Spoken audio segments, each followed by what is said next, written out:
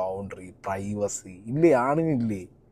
ആണിതൊക്കെ എവിടെയെങ്കിലും പണയം വെച്ച് പോകുന്നതാണോ? അതോ വിറ്റോ ആണുങ്ങൾ ഇതൊക്കെ? ആണിന് ചോദിക്കാനും പറയാനും ആളില്ലേ? ഇവിടുത്തെ ഗതാഗത മന്ത്രിയോടാണ്, ശ്രീ ഗണേഷ് കുമാർ സാറിനോടാണ്, ദയവേത് ബസ്സുകളിൽ CCTV ക്യാമറ വെച്ച് തരണം ഞങ്ങളെ സേഫ്റ്റിക്ക്.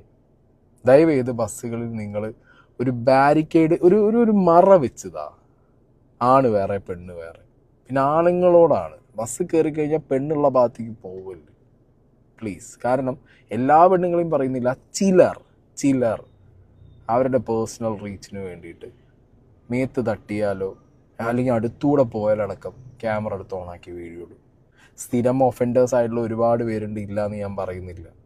ആ ഒഫൻഡേഴ്സിനെ പിടിച്ച് എക്സ്പോസ് ചെയ്യാനാണ് സ്ത്രീകൾ ശ്രമിക്കുന്നത് എന്നുണ്ടെങ്കിൽ ദയവ് ചെയ്ത് നിയമപരമായിട്ടൊരു ഫൈറ്റിന് പോകും.